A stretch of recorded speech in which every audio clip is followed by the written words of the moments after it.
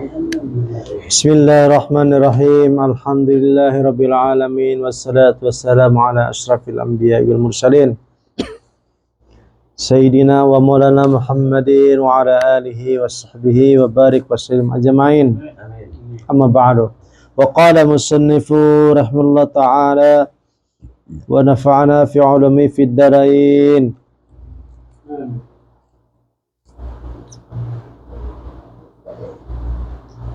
Wa qala Abu Ishaq Ibrahim ibni Syaibani man arada ayat ta'ala wa yatabattala falyajim ar-rahsah wa yani birrahsah huna makana mudadan lil halil muradi min tanawuli syahwati wal lazati wal mail ilal ma'lufati wal muqtadati war rukni ila da'ti warahati wartikabis subhati wa ta'wilati fa inal hal al murid yaqtadi mubayanatahu lihaja kullahu wa in kana ba'dun jalika mubahan fi rahsyari li'amatin nas wa kana Ibrahim al-Khawas radhiyallahu an yaqulu ala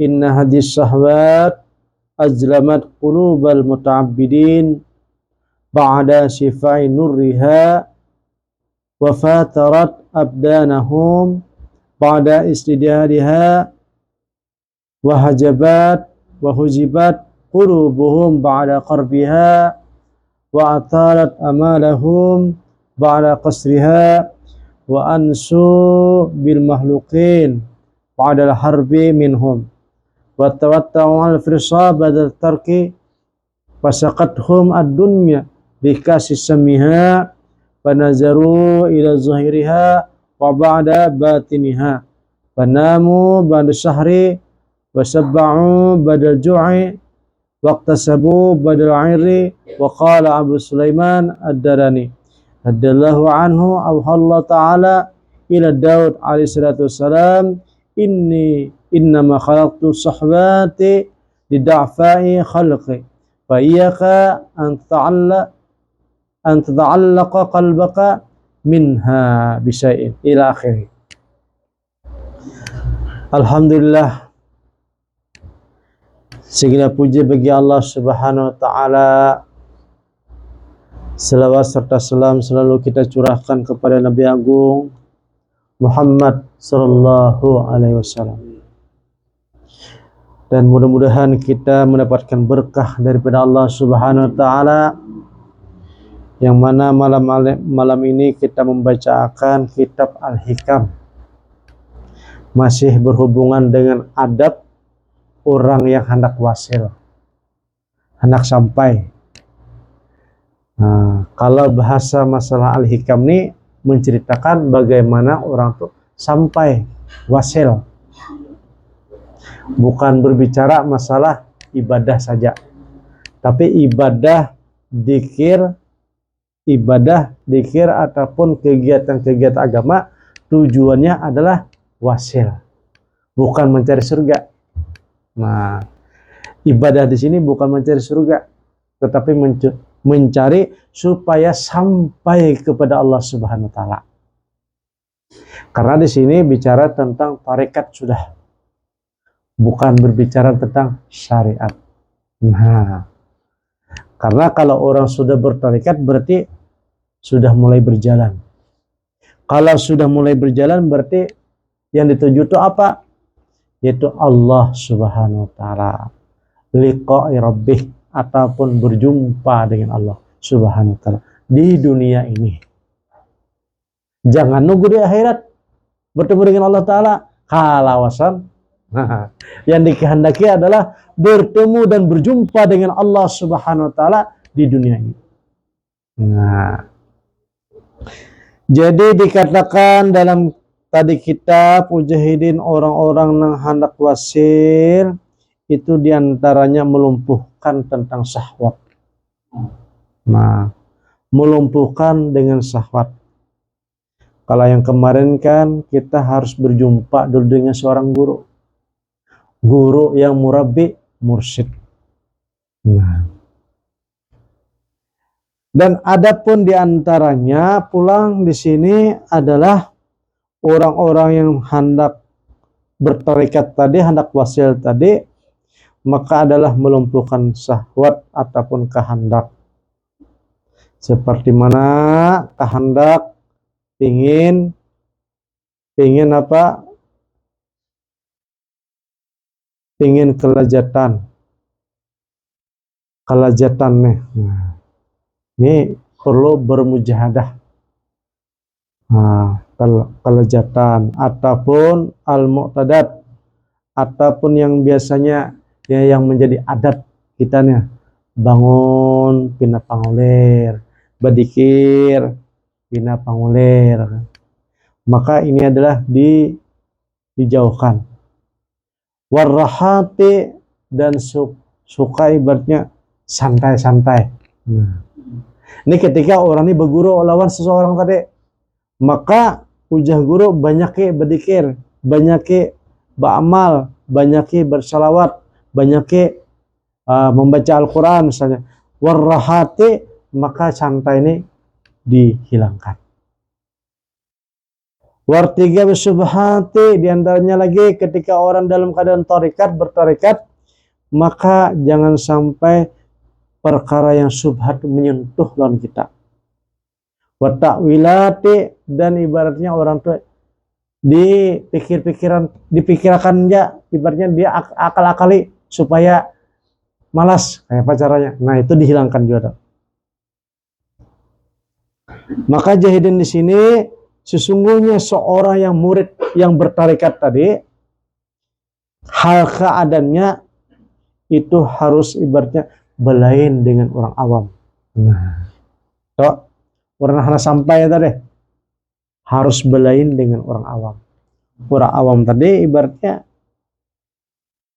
kayak orang awam tupang, misalnya sembahyang ala kadarnya saja, misalnya berzikir ala kadarnya saja, menjaga makan ala kadarnya saja. Tapi bagi orang-orang yang hendak wasil ketika bertarekat, maka ada aturannya menuruti gurunya tadi. Di antaranya adalah orang itu melawan nafsunya. Walaupun orang umum biasa boleh-boleh aja. Seperti contohnya orang bertarekat Naqsabandiyah, itu harus berhalwat, masuk ke lambo, berzikir di dalam kelambu. Tapi kita di Kalimantan ini sudah ada lagi. Tapi daerah Sumatera ada, daerah Jawa ada. Apabila bubuhannya tuh hendak bertarekat salik, paling kada setahun meluangkan waktu 10 hari untuk berhalwat di dalam kelambu, tetapi ada gurunya, ada mursyidnya. Tujuannya adalah pembersihan hati, menjauhkan daripada kebisingan dunia. Jadi kada boleh membawa HP, kada boleh ibaratnya bersendak gurau, saurangan rupa, sibuk. Nah, ada di situ. Itu bubuhan tarekat biasanya mengadakan seperti itu. Ada juga satu tarekat melatih kepada seorang murid, yaitu pergi ke hutan, kada membawa bekal. Nah, tujuannya apa? Tujuannya ada pembersihan hati juga. Ada juga seorang murid yang disuruh oleh gurunya, yaitu untuk berandak di dalam guha. Itu bagi orang yang belajar. Ini orang-orang yang belajar masih untuk menundukkan syahwat. Bukan orang-orang yang wali, bukan. Belum jadi wali itu. Masih dalam pelajaran. Nah, orang mujahadah, susah payah, itu aja belum jadi wali. Apalagi yang kada mau susah payah. Hendak jadi wali. Atau mengaku wali. Nah, kada kawa, jauh benar. Jadi, tingkatan mau pembersihan aja, ibaratnya pembersihan tuh lah. Waktu mujahadah, riyadah, meninggalkan apa sebagainya, ditinggalkan untuk pembersihan haja hanyar. Belum dipanggil, belum, kadang-kadang perjalanan nur belum. Nah, karena kita ini ada dua perjalanan. Pertama adalah perjalanan julumat ngarannya.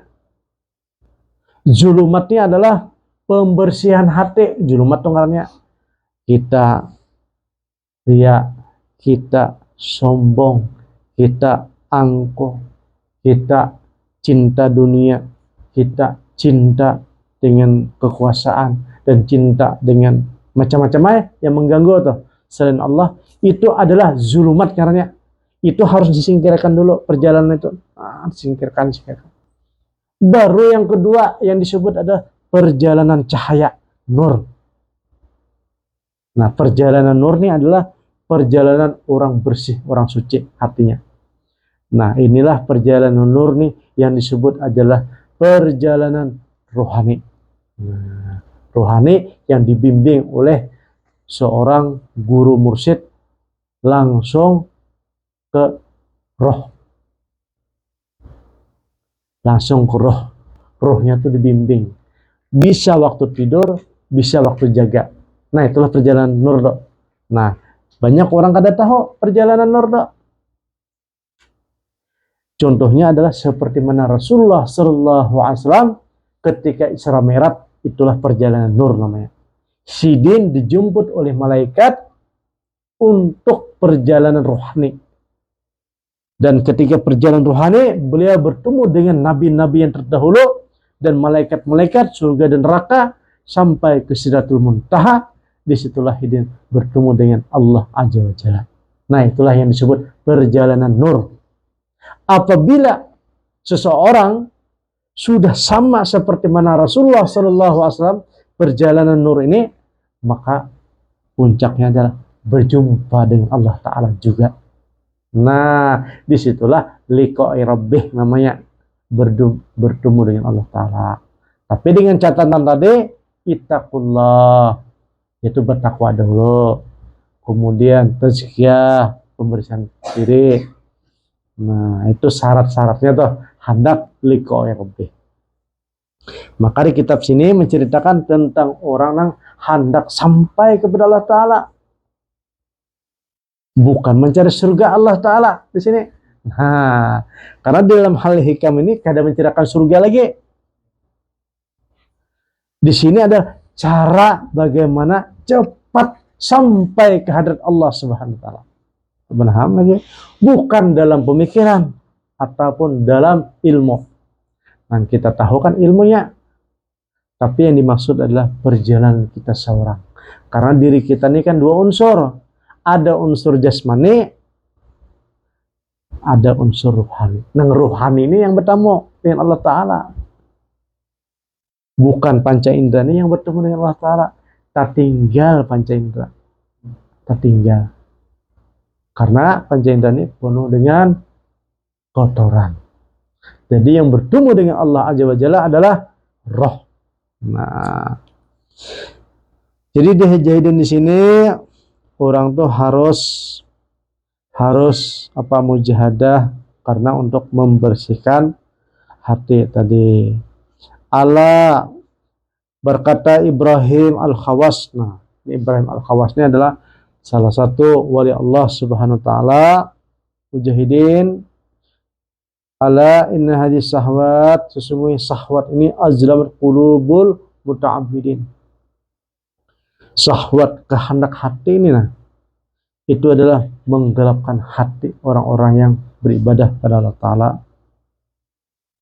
Dan karena syahwat ini juga adalah menguruskan awak. Bahasanya itu kan badannya jadi ngalih disebabkan dunia. Wahajibat qulubum ba'da qarbiha. Dan gara-gara syahwat ini Jahidin menghijab hati itu dekat kepada Allah Ta'ala. Wa atalat amaluhum ba'da qasriha. Dan gara-gara syahwat nih angan-angan panjang, terlalu banyak bahaya. Nah, bahaya sampai. Nah, bahaya dunia ada juga bahaya sampai pada Allah Ta'ala. Itu kada boleh. Nah, jadi bahaya di sini, ilmu hayal ini adalah ilmu panca indera. Ilmu panca indera yang datang dari mata, yang datang dari telinga, yang datang daripada rasa, perasaan. Nah, kemudian masuk ke hati, kemudian dimasukkan ke pemikiran, itulah hayal namanya. Jadi di sini orang-orang yang syahwat itu adalah suka menghayal. Dan kemudian lagi orang-orang yang salik tadi, ansu bin makhlukin, yaitu menjauh daripada makhluk. Kemudian menjauh daripada firas, tempat tidur. Nah, orang yang mujahadah tadi. Kemudian orang-orang yang tadi juga tidur apabila sudah sahur. Maksudnya berjaga malam tuh. Makanya di sini disuruh kita banyak amalan. Wasabba'a badal ju', dan orang ini ibaratnya makan kalau bujur-bujur lapar. Waktu sabu badal hari, dan orang-orang yang ini tadi pula berpakaian apabila benar-benar butuh. Apabila ibaratnya pakaian masih bagus saja, ada menukar sih. Nah, ini orang-orang yang salik tadi. Nah, ini tarekat-tarekat yang tertentu kayak itu. Kalau kita nih mungkin kada sanggup meninggalkan gawian, meninggalkan bini, meninggalkan anak, meninggalkan kampung, meninggalkan rumah, pergi untuk ke hutan. Nah, kita kada sanggup. Nah, kalau tarekat-tarekat orang zaman dahulu kayak itu.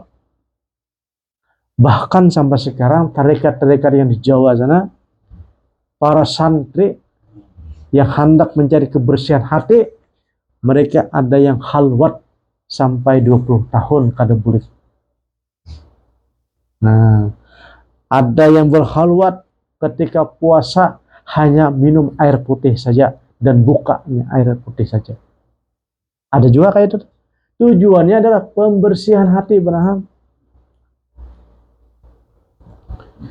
Nah, waqala Abu Sulaiman Ad-Darani radhiyallahu an, berkata Abu Sulaiman Ad-Darani radhiyallahu an, beliau berkata menceritakan tentang Nabi Daud.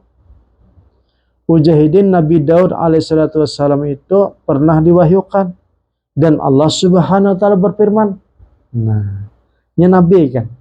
Nabi itu langsung mendengar suara Allah Azza wa Jalla. Langsung. Lewat mana mendengar? Yaitu lewat roh tadi. Dan bahasanya kayak apa? Nah, bahasanya menyesuaikan dengan jasadnya di mana berada. Nah, gitu. Kalau ibaratnya orang tuh berada di Arab, maka Allah Ta'ala ngomongnya dengan bahasa Arab. Kalau seandainya Sidin orang Banjar misalnya, maka Allah Ta'ala pun berfirman dengan bahasa Banjar. Nah, gitu.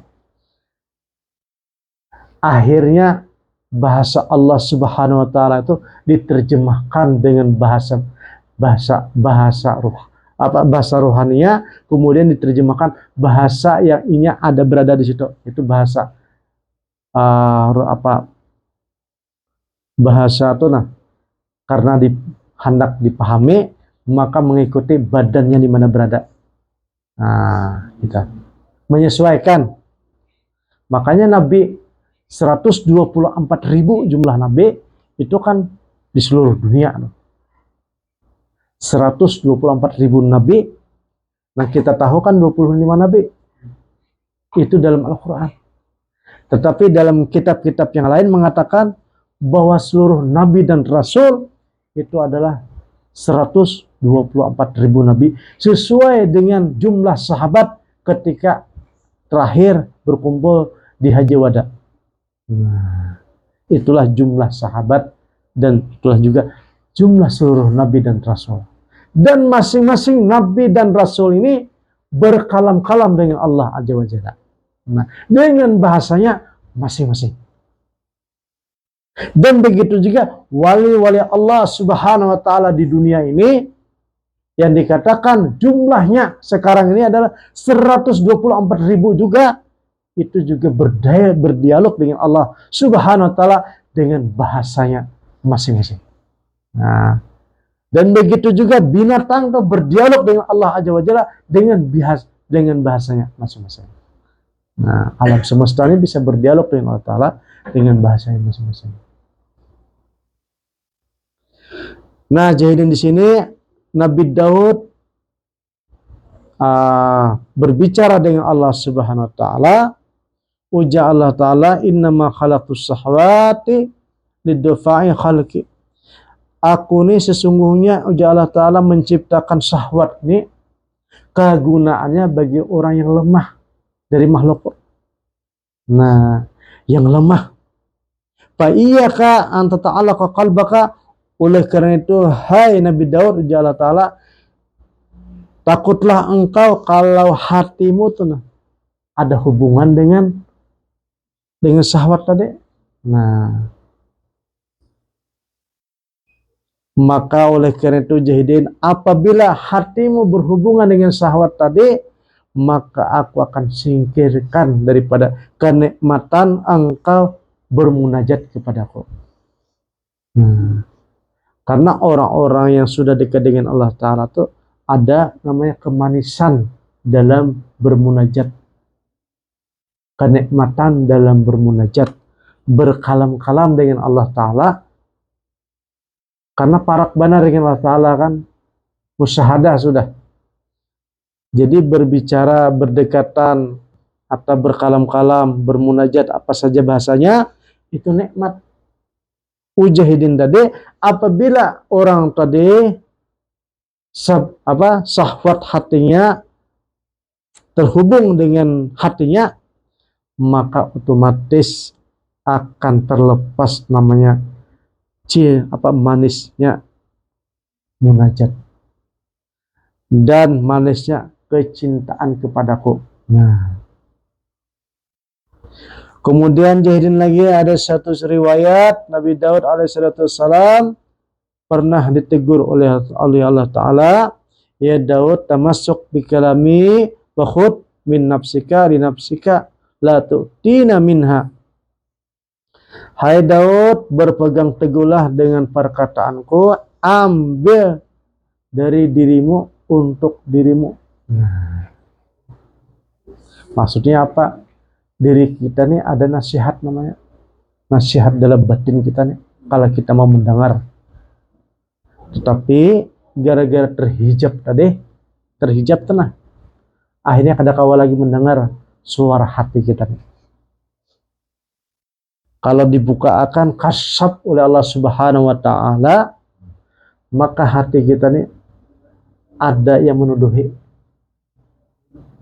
Karena hati kita nih ibaratnya medan ataupun tempat tentang untuk bertutur kata. Medan. Nah, di hati kita ini apakah medan untuk para wali? Apakah medan para nabi? Atau medan Allah Azza wa Jalla langsung? Nah, di hati.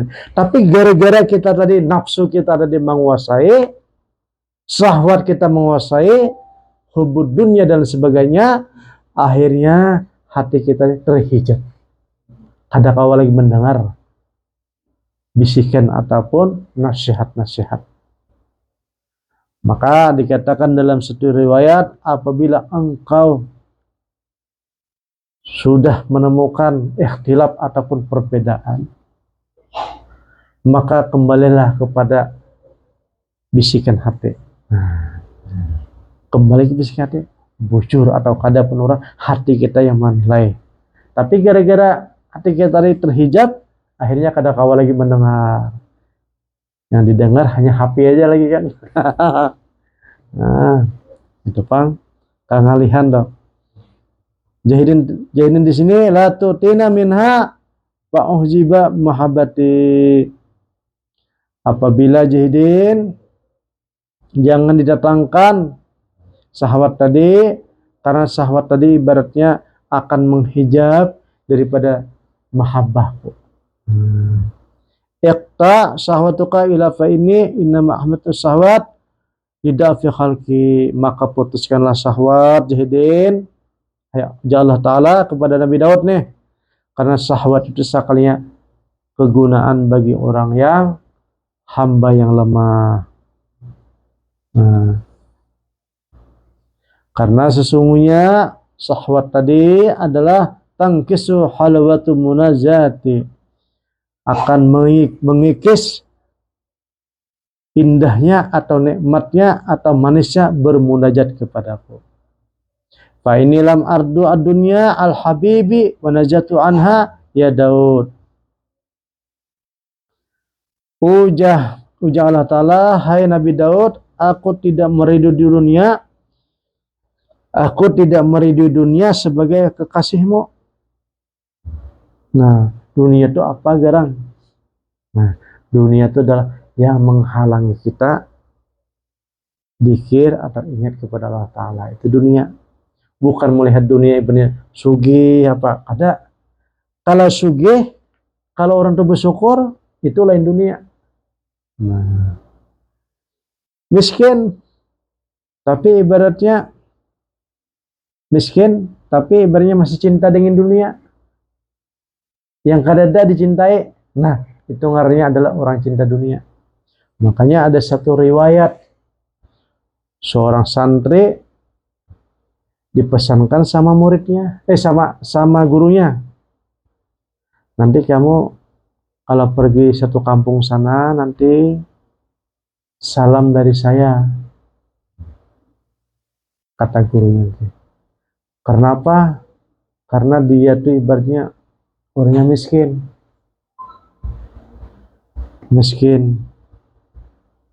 Orangnya nanti miskin di situ. Nanti kamu titip salam dari saya kalau kamu nanti pergi ke kampung sana. Sampailah dia satu ke kampung sana, ketemulah dengan seseorang yang sangat kaya. Kata santrinya tadi, kata guru saya miskin. Kenapa kaya? Lalu salam dari guru saya.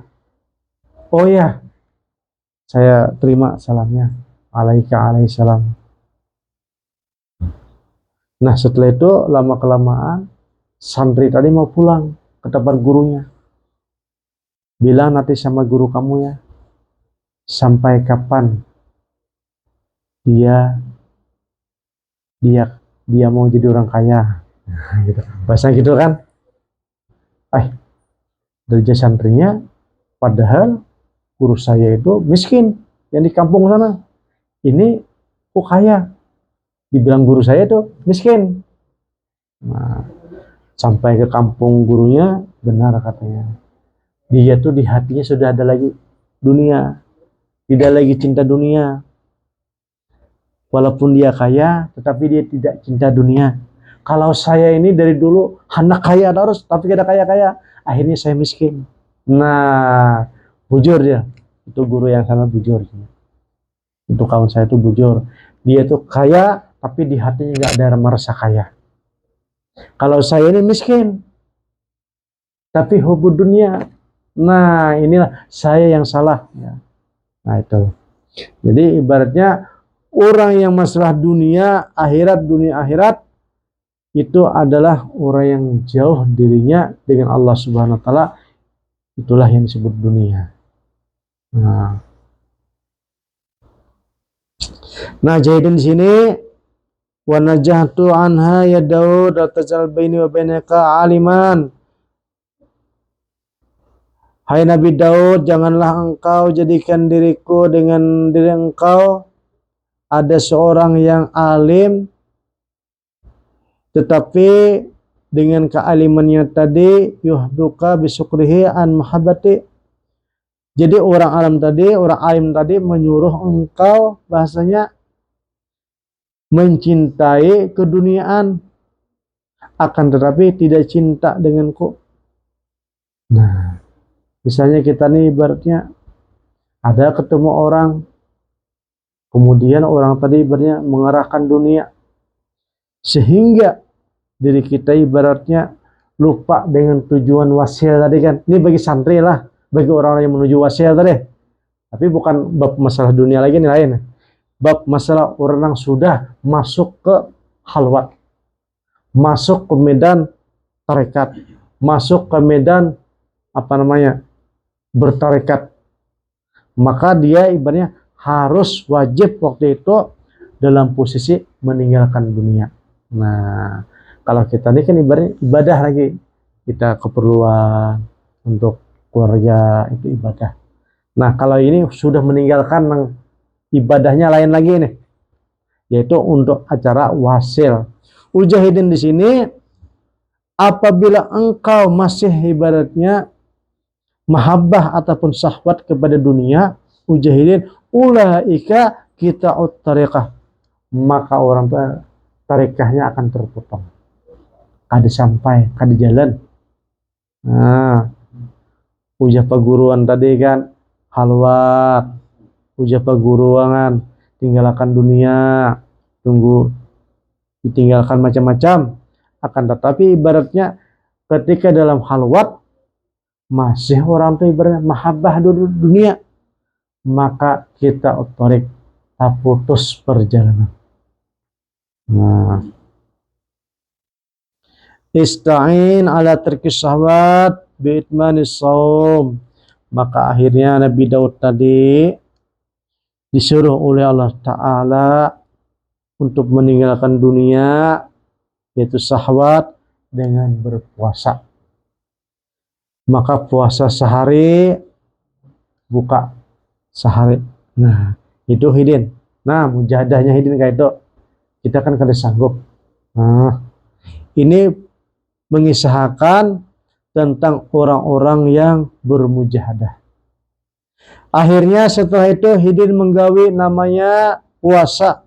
Puasa Daud tadi, bima adati nafsika wa imnaha as-syahwat anjuru ilaika, maka ujar Allah Ta'ala, anjuru, aku melihat engkau hai Nabi Daud, wa tara'al hujuba baini wa bainaka, dan engkau akan melihat aku terhijab tirai.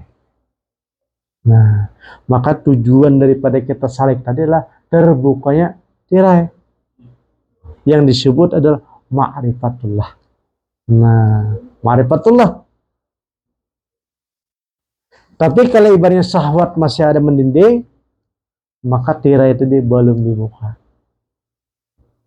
Ketika itulah, ketika syahwatnya sudah terlempar, kemudian mengikuti aturan, kemudian tazkiyatun nufus, maka ujar Allah Ta'ala, aku melihatkan engkau, engkau melihat aku, dan engkau akan melihat hakikat-hakikatnya. Nah, makanya orang-orang yang sudah marifat kepada Allah Subhanahu wa Ta'ala atau liqa Rabbi, bertemu dengan Allah Ta'ala, maka ma'rifat itu akan dibukakan. Hakikat-hakikatnya itu dibukakan. Hakikat agama dilihat akan, hakikat dunia dilihat akan, hakikat malaikat dilihat akan, hakikat nabi dilihat akan, dan lain sebagainya. Dilihat akan apa? Terbuka selebar-lebarnya oleh Allah Ta'ala. Kenapa? Bertamu sudah lawan apanya bahasa itu. Tujuan sudah. Nah, karena sudah tertamu dibukakan kurang enak hakikat-hakikat sebertaan. Nah, hakikat inilah para wali-wali nang kadakawa membuka sebertaan. Kata kau mengisahkan, karena kalau sudah terbuka atau dikisahkan, pasti orang-orang yang belum paham akan mengapirakan, akan memurtadakan, akan memfasik akan menjindik akan. Nah, ini adalah perjalanan orang-orang yang wali Allah Subhanahu wa Ta'ala seperti ini. Nah, ya mudah-mudahan kita mendengarkan kisah daripada orang-orang yang soleh ini, orang-orang yang sudah sampai kepada Allah Subhanahu Wa Taala, baik para nabi dan para aulia, dan kita mendapatkan barakahnya barang. Nah, kalau kita mungkin masalah wasil itu awam, tetapi keilmuannya barang tahu. Karena wasil ini adalah pangkat seseorang yang tertinggi. Wasil sampai, dan waktu itulah dia bahasnya dibaiat oleh Allah Azza wa Jalla. Nah, dibaiat atau pembaiatan. Nah, ada juga orang yang wasil kepada Nabi kan. Wasil kepada Nabi ini sampai kepada Nabi itu ada juga. Itulah namanya pentalkinkan, ditalkinkan oleh Allah Subhanahu, ditalkinkan oleh Nabi sallallahu alaihi wasallam, atau itu dibaiat oleh Nabi sallallahu alaihi wasallam. Nah, itu namanya wasil juga ngarannya. Tapi wasil kepada Nabi Muhammad sallallahu alaihi wasallam. Ada juga kita wasil kepada wali. Rohaninya nih, wasil kepada wali nih. Nah, ada juga. Jadi setiap malam bertamu pemimpin dan wali, itu wasil pada wali itu. Nah, orang-orang ini, nang wasil-wasil ini, itu hidup berjalan tarekat nur, bertarekat nur. Kalau yang beramalan tadi, namanya tarekat zahir. Nah, zahir. Kalau yang tadi, ibaratnya perjalanan tarekat nur. Nah, insyaallah. Al-Fatihah. Oh, ya. Bismillahirrahmanirrahim. Alhamdulillahirabbil alamin wassalatu wassalamu ala asrofil anbiya'i wal mursalin sayyidina wa maulana Muhammadin wa ala alihi wa sahbihi. Rabbana atina fid dunya hasanah wa fil akhirati hasanah wa qina adzabannar. Walhamdulillahirabbil alamin. Taqabbalallahu minkum.